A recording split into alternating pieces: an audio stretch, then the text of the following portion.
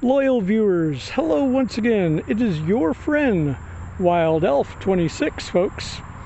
And this is going to be another walk and rant. Yay! It's going to be about handheld portables and custom portables. That's right, guys. People that have made portables out of consoles. And one of my favorite ones, one I like to talk about the most, a friend of mine, another YouTuber named Slipstream GT. Now, his channel is also known as Mr. Mod's Slipstream GT. But as I say many times over, you can find his videos a lot faster if you do a YouTube search for the Electus 64. That's right, the Electus 64 portable N64. And that was one of his earlier successful builds before he upgraded to the Slipstream and the Slipstream 2. He even made an all the bells and whistles version of it called the Slipstream 3. He created a replica of the prototype of the Sega Venus handheld, which later in North America became the Sega Nomad, and underwent some design changes from that prototype shape. Now, the prototype, I believe, was superior. It was superior. I think it had a better spread. It probably had a better screen. I think they were going to go with a Game Gear type screen instead of that weird, pale, ghostly Nomad screen. And if you look on the original prototype, and there's a video of the original Venus prototype floating around. On the original prototype, in that video, it actually has a Game Gear D-pad, although it obviously has the 6-button Genesis layout on the right side. But it was just a better shape. He did not have a cartridge put into it, but I'm pretty certain that the cartridge probably sank a lot deeper into the machine than it did later on the finalized Nomad. And that's something I want to talk about too when it comes to these third-party portable consoles. We're talking your, and I'm sorry about the folks. There it goes. Yeah, you don't want to do any kind of beverage game based on how many times you might hear as far as programming. Programming's concerned, most of your public speakers do not say They kind of train that out of them, especially if they're in some kind of highfalutin radio or television broadcast. I'm not sure if it's a specific courses related to radio and television broadcasting, but they tend to drone some of those hiccups of human behavior right out of people, where they don't even seem human after a while. They seem like they have that permanent game host, game show host effect, where they're got that plastic smile on their face all the time, and you could never take anything specifically genuine that they say genuinely, because it all sounds the same. And I haven't achieved that yet, but someday, maybe. No. Okay. So anyway, these third-party portables like Retrobit's Retrobit's RDP Portable and RDP Portable version 2. It's a portable SNES. It comes with an adapter that allows you to play NES games, and they offer a series of different adapters that allow you to play other games, as well as Genesis and a Game Boy Advanced adapter that only when you plug them on that machine do they display on the screen. So it's some kind of privileged info, design secret or something. But on the adapters, you can also use them on most SNES clones to play those game systems I just mentioned.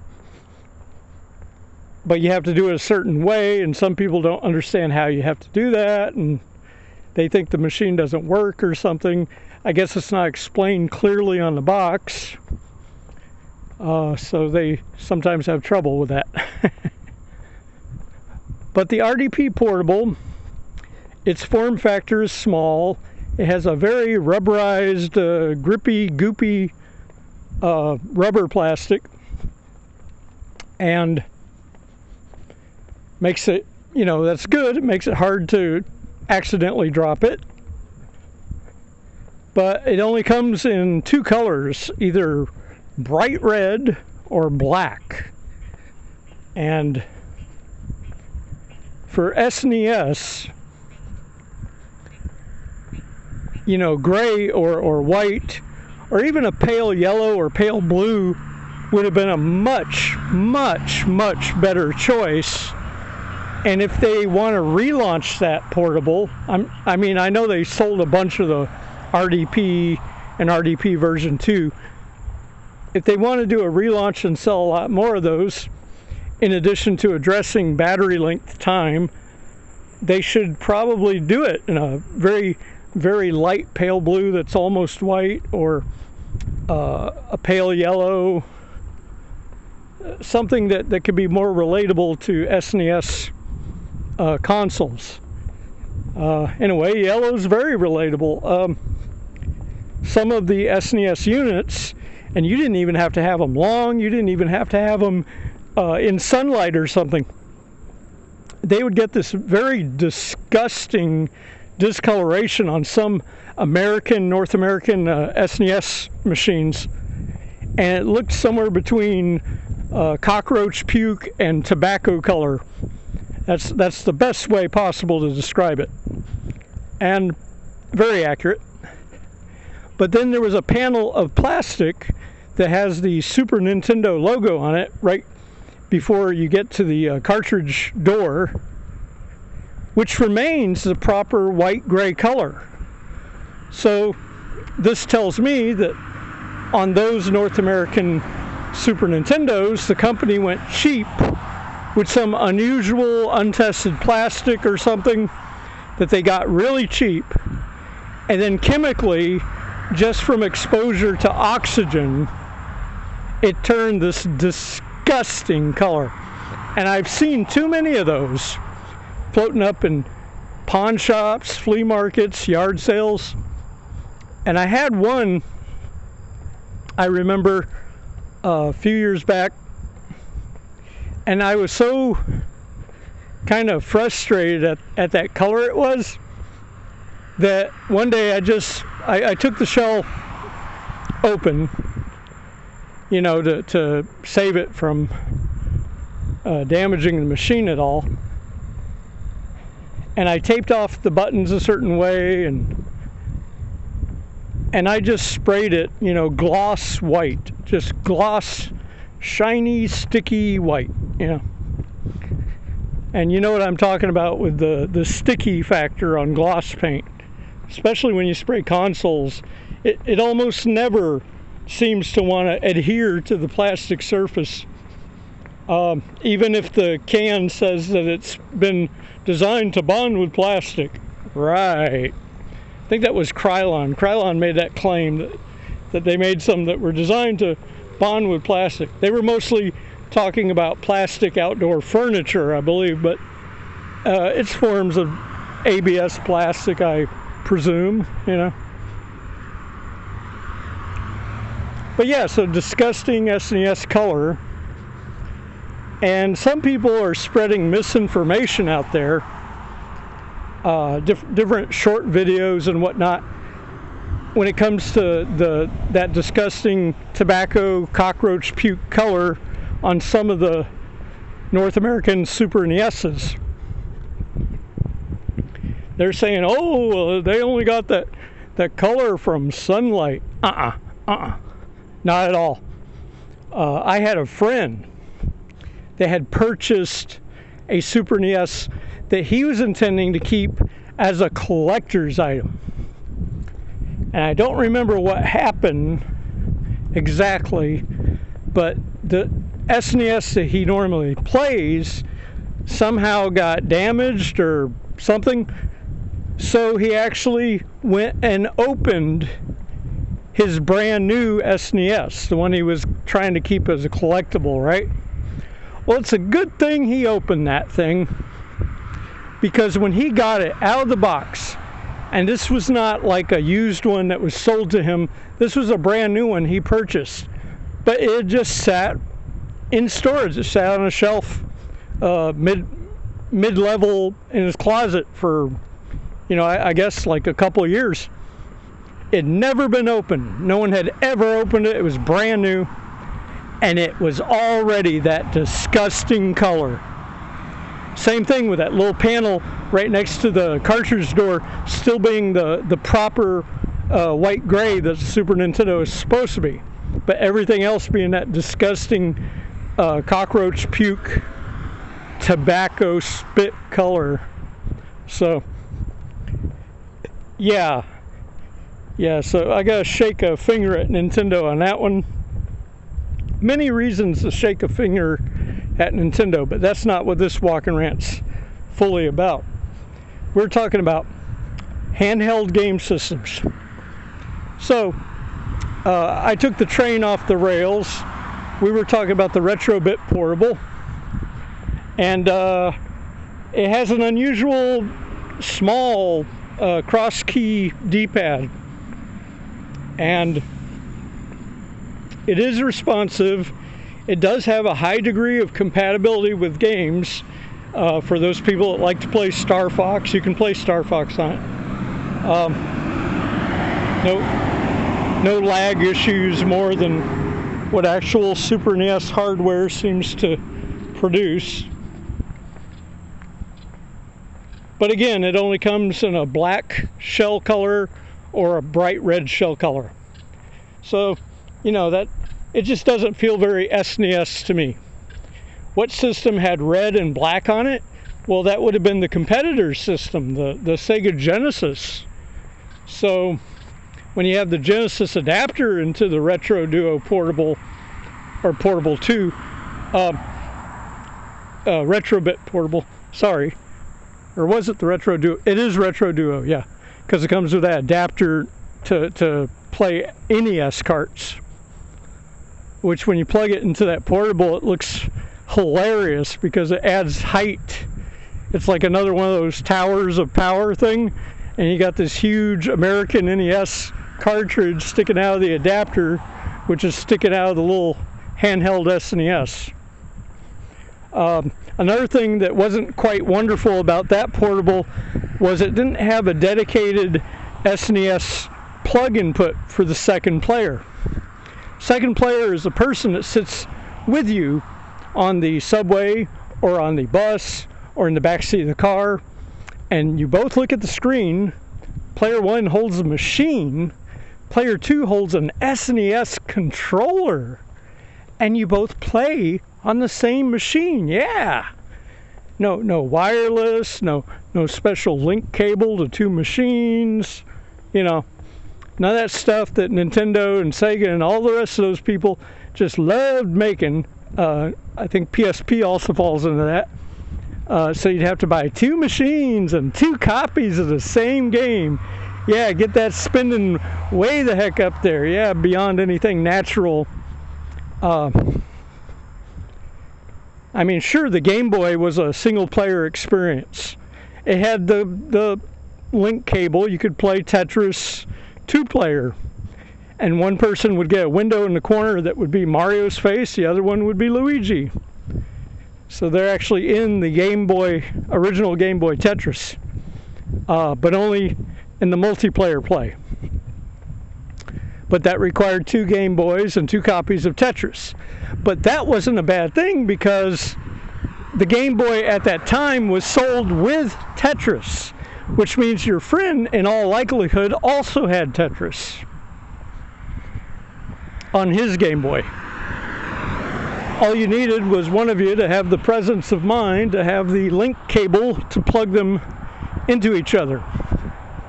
And no, the link cable is not shaped like the elf from The Legend of Zelda. No. I am shaped like the elf from The Legend of Zelda. I'm Wild Elf 26. Hey, y'all know how I usually cosplay. All right, but not so much on the walking rants. You know, I live right here in Central Florida. You know, America, land of the free, right? Yeah. Well, there's still a lot of backwater thinkers, and you gotta be careful, kind of how you dress out in certain public areas. Yeah. You never know people's motivations, and they use the silliest of excuses for generating their own fun, usually with brutality of some sort. So alrighty. But yeah, Game Boy single player experience for the most part. Although by all rights, they could have made some sort of adapter to fit into that link cable port that could have allowed you to use a standard NES controller for player 2 participation. I mean, heck, the CPU on the Game Boy, the original Game Boy, which was made after they had already made the NES, Famicom, and all that, you know, the graphics were more simplified, but the processor was a little faster. And if you don't think so, then pop in the Game Boy version of Killer Instinct, and you'll notice just how fast that game actually goes, and the level of detail, even though it's monochrome, the number of characters, the number of backgrounds. And when you have that into a Super Game Boy adapter, well, it allows you to use the SNES second controller for another player. Which, when you think about that for a minute, kind of makes your mind go, wah. But yeah, that's if you have a healthy understanding of certain machines, certain limitations, and certain speed capabilities and sprites on the screen at one time. But the Game Boy it's interesting. The Game Boy CPU, I would describe, even though it's monochrome, some of the games that came out and some of the portable versions of franchises that were already on the NES, it seems like the graphics are 8-bit on the Game Boy, but the speed is almost 16-bit. If that's a fair description. And some of you might agree with me. And if you do, tell me why in the comments. But, you know, there's always people out there. There's always gatekeepers, and they're going to say something or cite some little article somewhere and, you know, just decide, you know, that they won't give the machine the credit for what it can do. And so they'll try to besmirch it, you know, relentlessly. Probably because at the time, instead of buying the Game Boy, they probably had spent their money on the Game Gear, which has beautiful color graphics, but there was a noticeable slowing, a lag in Game Gear games, which are essentially like reprogrammed, Sega Master System games that have been optimized for the screen size that they're on. And we'll get to that in a second too. There are a lot of handheld game systems over the years I have owned, including the Tiger Game.com. Yeah, some people call it the Tiger Game.com because that's how it's actually printed. But it's Game.com. And I had both versions. I had the large version of it, and then the smaller version that had the backlight. If you ever get a Game.com, and I'm not recommending you do, I will say get the larger version instead. The screen is about the same size. It doesn't have the backlight, but the CPU, its interaction with its own cartridges, it seems to have far less hiccups, far less problems than the smaller version's counterpart. That's just a word to the wise. That was my experience. And to give you a little clarification on my experience on the Gamecom, I loved Resident Evil 2 on the Gamecom. And I was very ticked off that there was no attempt after that version of Resident Evil 2 came out, that there was no attempt on Game Boy's part to make a regular black and white or Game Boy Color Resident Evil 2 based off of the Gamecom version, or even to somehow do a colorized version of the Gamecom version, Gamecom Resident Evil 2, on the Game Boy Advance. And I know somebody's going to talk about the Blue Roses tech demo. Yeah, but they were using like the entire budget, memory-wise, for their tech demo for Resident Evil 2.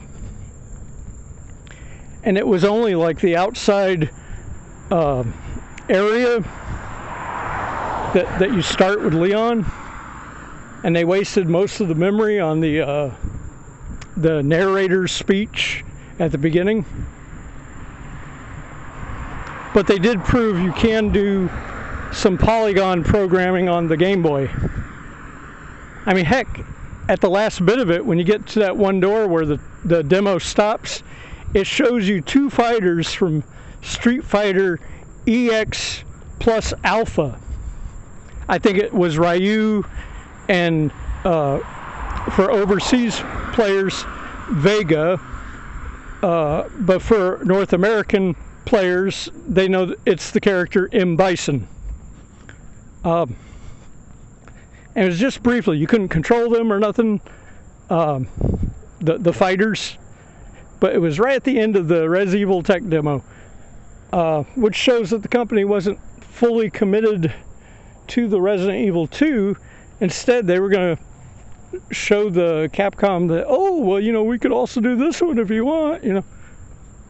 But, yeah, Capcom passed, and instead of giving them proper criticism and maybe giving them some better ideas, Capcom passed on that. And they shouldn't. I think Blue Roses could have done one half decently. They could have done kind of pre-rendered polygon characters on the already pre-rendered Resident Evil 2 JPEG backgrounds. It would have taken a lot, but it might have been worth it. But ultimately, I think a slightly colorized Gamecom Resident Evil 2 redone to fit the aspect ratio of the Game Boy Advance would have been quite a little success. And it would have had its fans, and it would have had its critics. But for what the Gamecom machine could do, that version was pretty sweet. And I went through it. I defeated it. You know, it's basically Leon's first scenario run. And that was it, you know. You got a brief ending screen, and I think it even tallied how long it took you to go through it.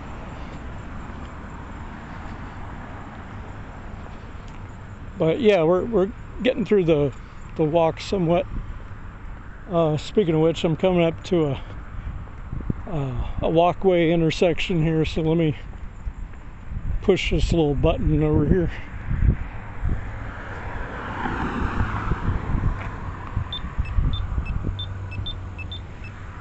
All right, that might do something, or it might just be there to give you something to do when you're bored. Okay. No, it's not changing yet. Huh. It's like a code you gotta put in. Damn. Okay.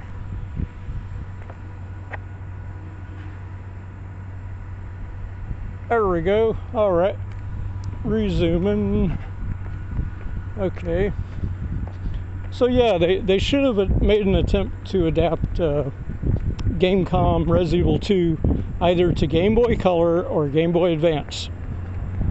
Instead, they had given the company Crayfish a chance to try to do Game Boy Color original Resident Evil. And it was it was an abomination. It was terrible. This other company, Infro Games, they did Alone in the Dark, the new Nightmare for Game Boy Color. It was amazing. It was awesome. It was like they could have totally schooled Capcom and Crayfish on how they could have made Resident Evil 1 on the Game Boy Color. And if you guys aren't familiar with Alone in the Dark, the new Nightmare for Game Boy Color, then please go do a YouTube search. I'm sure somebody has a walkthrough on it.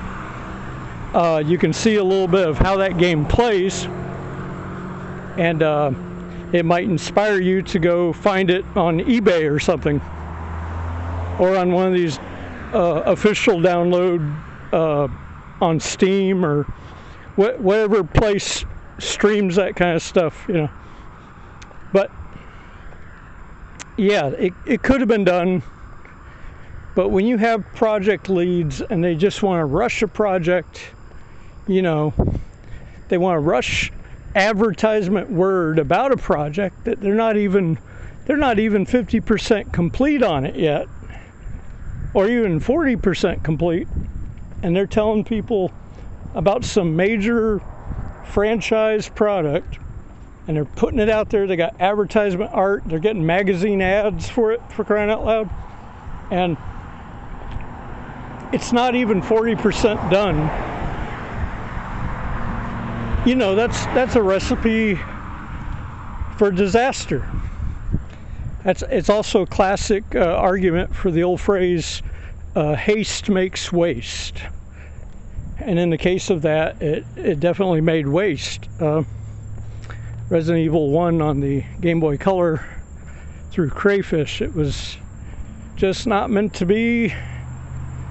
There was some prototype that was floating around for a while, and it was incomplete. And then some very skilled fan came along, and I believe they completed it.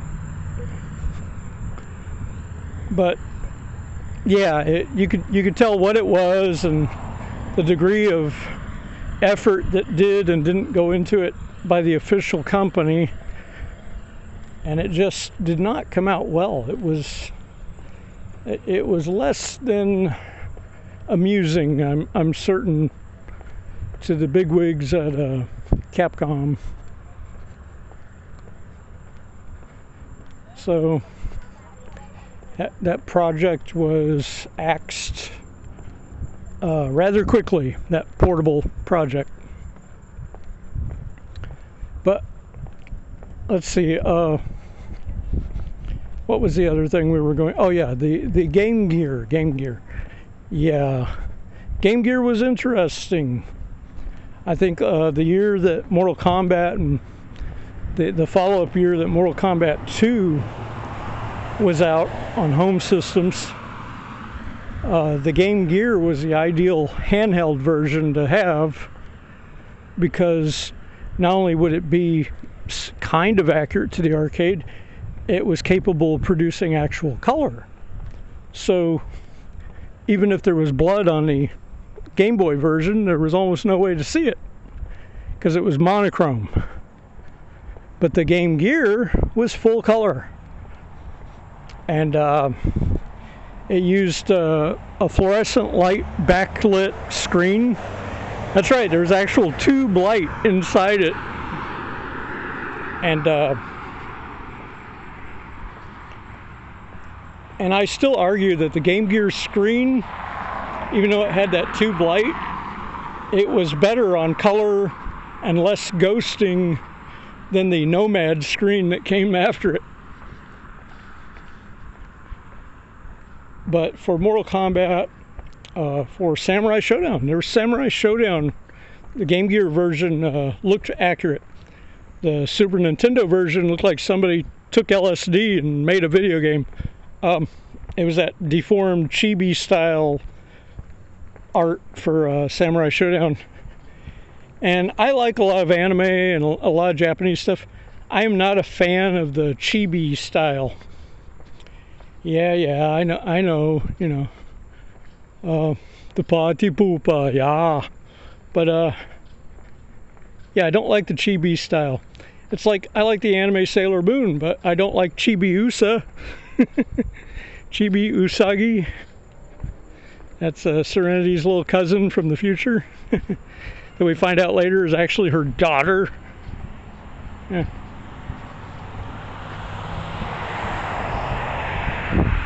But that TV series is significantly old, and I don't think a spoiler alert is called for in that particular case. If people don't know about that one by now, you know, well, one, they need to smack themselves with a belt and go to Crunchyroll or whatever stream or something will show you the episodes. Or better yet, go to different stores and find the DVDs of it when they have complete collections of the full seasons. Yeah, Sailor Moon's definitely a good one. To me, there's a lot of things with Sailor Moon that kind of reminds me of the early Voltron series. And because I was a big Voltron person back in the day, the Sailor Moon was right up the same neighborhood for me. So, but getting to the portables, Game Gear, the goods, the bads, decent sized screen, landscape hand grip as opposed to that portrait mode on the Game Boy, and it was probably one of the most comfortable handheld game systems to play, and that's saying something, folks. However, even though it was comfortable to hold, comfortable to play, its graphics were lacking. They were obvious 8-bit, and it was basically a handheld built off of the software they already had for the Sega Master System. And Master System games were supported for a very long time. The Brazil versions of a lot of Master System games are interesting. And they also supported the Genesis longer in Brazil than they did in any other country. Example, Duke Nukem 3D. That was through a company in Brazil called Tectoy. It was, believe it or not, an official release. But there's some debate, there's some debacle, because certain entities within the multiple organizations that lay claim to ownership of Duke Nukem, one of them signed off, said okay, you can do it, and then 2 or 3 of the other ones said you couldn't. So, but because they were given the go-ahead by one of them, they went ahead with it. So different codes, different elements of the game were given to Tectoy to use in the basically the 16-bit downsizing of it from its PC counterparts. They had to take a few liberties, but they stuffed a lot of interesting stuff into Duke Nukem 3D on the Brazilian Genesis, or what we know as the Mega Drive for Brazil.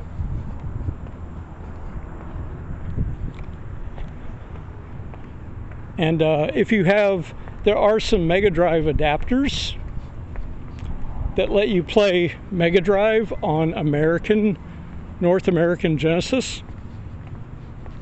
So if you get a hold of one of those Brazil Duke Nukems, you can get one of those adapters and plug it in, play it that way. Or you can just order a used Brazil Mega Drive somewhere.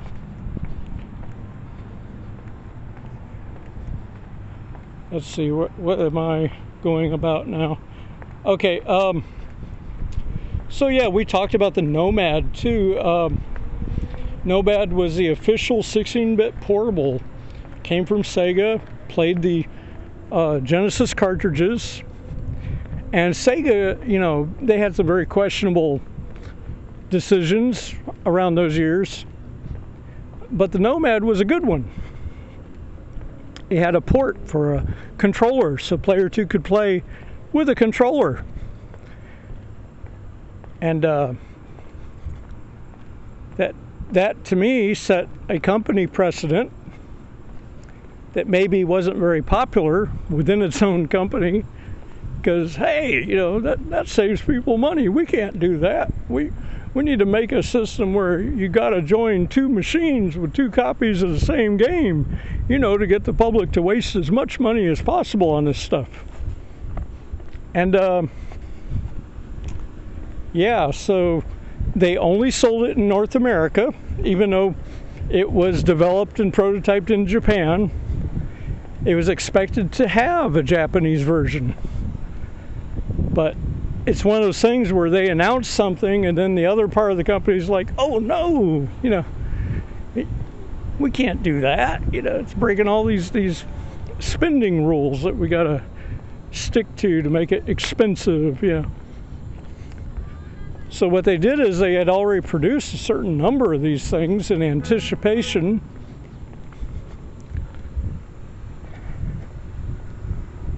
And they said, well, you know, we'll make them North America only. And we really won't offer much advertising at all, which kind of bit them on the butt. But like I said, it had a really pale, really crummy screen. A lot of times now they buy them, they're like $350 to $420.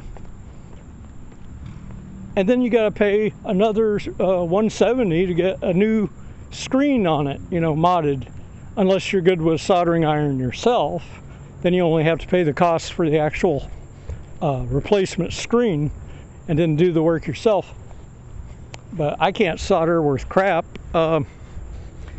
My solders are about the size of BBs, so that's all I can solder at the moment. Not like my good friend Slipstream GT with his Electus 64 N64 portable. And I mean, that guy can he can solder, you know, fragments of metal hairs. Like he solders. He's a remarkable solderer and repair guy, and his creations, like he takes these consoles, he doesn't just make them portable, he makes creations out of these things, you know. They're like pieces of a work of art, you know. And he did this excellent Sega Genesis portable too, not just the Venus prototype, but he did one that was smaller, like a super small Nomad, the way they should have made one, you know. And he made it has kind of that banana or batarang shape, because it's very central with the 6-button Genesis pad. And I kind of joked that he should have called it the Mega Banana Drive Genesis, yeah. But it came out great. It has a player 2 controller input, and it has a audio video out to TV, and that covers all the functionality of the original Nomad in a much smaller package with a beautiful screen, very clear. And on top of all this, it also has a rechargeable battery, which the Nomad and the Game Gear were both guilty of being battery munchers. Yeah, 6 AA batteries in the originals to power their colored screens. And in the case of the Nomad, it was mostly to power the Genesis CPU, because it was a full Genesis machine. It was not a clone on a chip. Otherwise, they could have made it in a much smaller form factor. All right, guys.